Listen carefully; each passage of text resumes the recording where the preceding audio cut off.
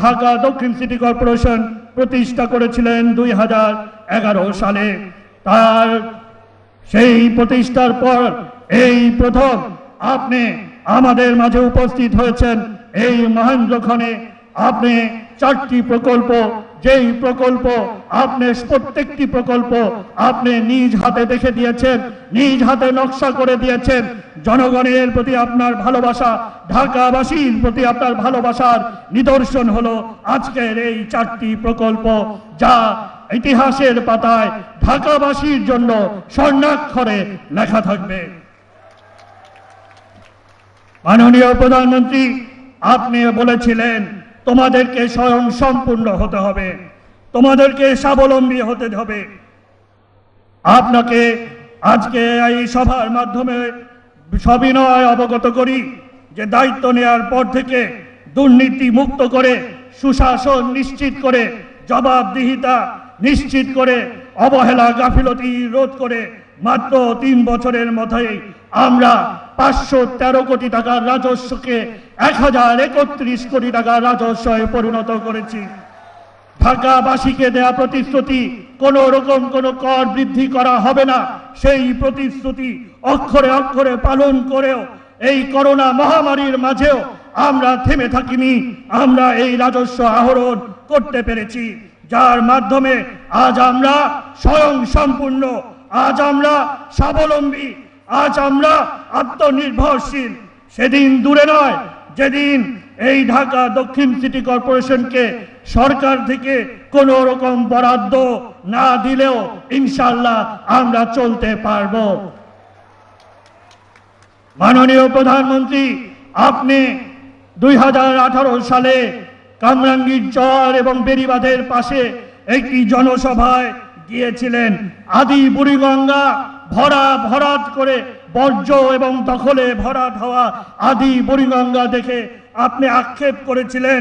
আপনি বলেছিলেন এই আদি বুড়িগঙ্গাকে কি আবার নদীর অববাহিকায় ফিরিয়ে আনা যায় না? এই আদি বুড়িগঙ্গা দখল মুক্ত করতে হবে।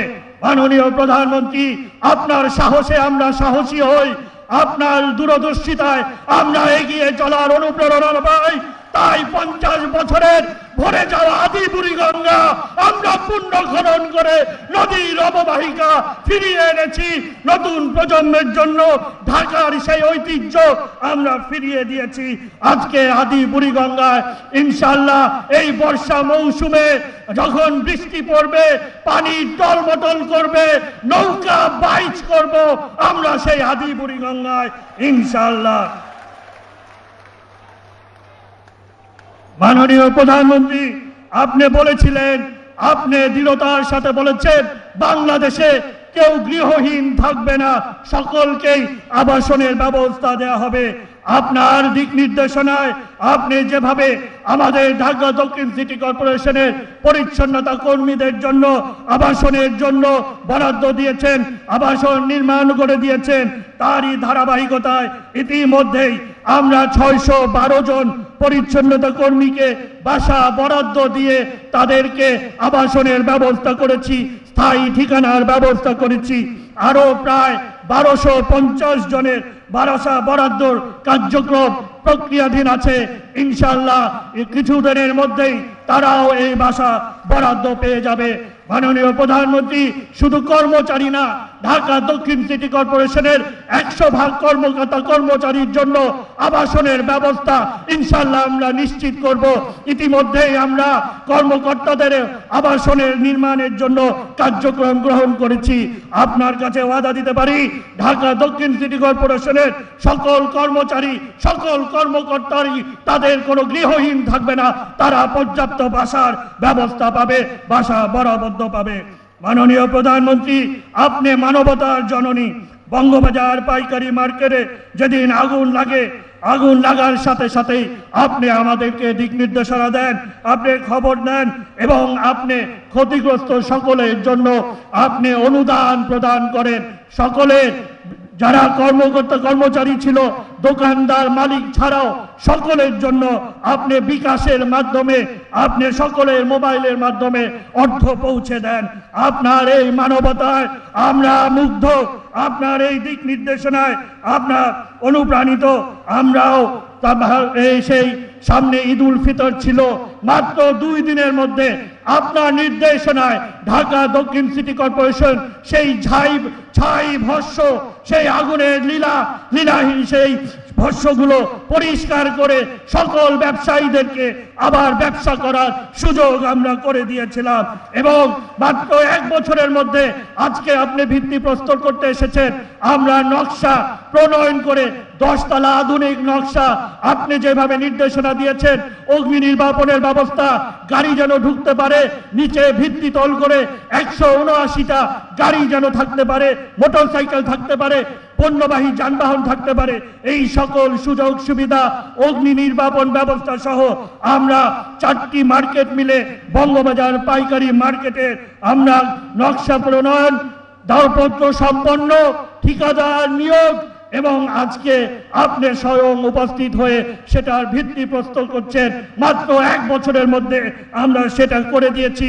ইনশাআল্লাহ আজকে ভিত্তি প্রস্তরের মাধ্যমে আজকে থেকেই এই অনুষ্ঠান শেষ হওয়ার পরেই এখানে কাজ শুরু হবে, বঙ্গবাজার পাইকারি মার্কেটের কাজ শুরু হবে। আমি কথা দিতে পারি ইনশাআল্লাহ 3 বছরের মধ্যেই আমরা 10 তলা সম্পন্ন করে সকল বরাদ্দ গ্রহীতা সকল দোকানদারের কাছে আমরা দোকান পৌঁছে দিব। এর আগে দোকানদাররা মানবেতর ভাবে 17 থেকে 20 বর্গ ফুটে ব্যবসা পরিচালনা করত। আমরা তাদেরকে 80 থেকে 100 বর্গ ফুটের দোকানের ব্যবস্থা করে দিচ্ছি। মাননীয় প্রধানমন্ত্রী, ইতিমধ্যে ঢাকা দক্ষিণ সিটি কর্পোরেশনের বিভিন্ন জমি, বিভিন্ন সরকারি জমি ভূমিদস্যুদের দখলে ছিল। আমরা ইতিমধ্যে ঢাকা দক্ষিণ সিটি কর্পোরেশন 57 একর জমি আমরা দখল মুক্ত করে ঢাকাবাসীর কল্যাণে আমরা নিবেদিত করেছি। আপনার কাছে আমাদের চাওয়ার কিছু নেই। আপনি মানবতার জননী, আপনি 17 কোটি মানুষের আশা আকাঙ্ক্ষার ঠিকানা। আপনি না চাইতেই আমাদেরকে দেন। আজকে তিলোত্তমা ঢাকা আপনি হাতে করেছেন, তাই তো আজকে আমরা প্রতীকী এই নগরের চাবি আপনার হাতে তুলে দিয়েছি। আজকে ঢাকা ফটকের প্রবেশদ্বার আমরা আপনার হাতে তুলে দিয়েছি। আপনি আমাদেরকে না চাইতেই আমাদেরকে এমআরটি দিয়েছেন, আমাদেরকে এলিভেটেড এক্সপ্রেসওয়ে দিয়েছেন, আমাদেরকে অনেকগুলো উড়াল সেতু দিয়েছেন। আপনার রূপকল্প বাস্তবায়নে 2041 সালের রূপকল্প বাস্তবায়নে বুদ্ধিদীপ্ত স্মার্ট বাংলাদেশ গড়ার আপনি যে স্বপ্নদ্রষ্টা, আপনার অনুপ্রেরণায় আমাদের পথ চলার পাথেও আমাদের আপনার দ্বারাই আমরা অনুপ্রাণিত হই। আপনার আমাদের সকল অনুপ্রেরণার উৎস। আপনার সাহসী কর্মস্পৃহা আমাদেরকে সাহসী করে তোলে, এগিয়ে চলার সাহস আমাদেরকে দেয়। আপনার নেতৃত্বে বাংলাদেশ যেভাবে এগিয়ে যাচ্ছে, এগিয়ে যাবে বাংলাদেশ, এগিয়ে যাবে ঢাকা। উন্নত বাংলাদেশের উন্নত রাজধানী, উন্নত ঢাকা আমরা গর্বই। এই আমাদের প্রত্যয়, এই আমাদের শপথ। আপনার কাছে, আপনার সামনে আবারও সেই দৃঢ়তা, সেই শপথ বাক্য আমরা উচ্চারণ করছি। এই ঢাকাকে আপনার পথ প্রদর্শনে, আপনার দিক নির্দেশনায় উন্নত বাংলাদেশের উন্নত রাজধানী, বুদ্ধিদীপ্ত স্মার্ট ঢাকা আমরা গড়ে তুলব। জয় বাংলা, জয় বঙ্গবন্ধু।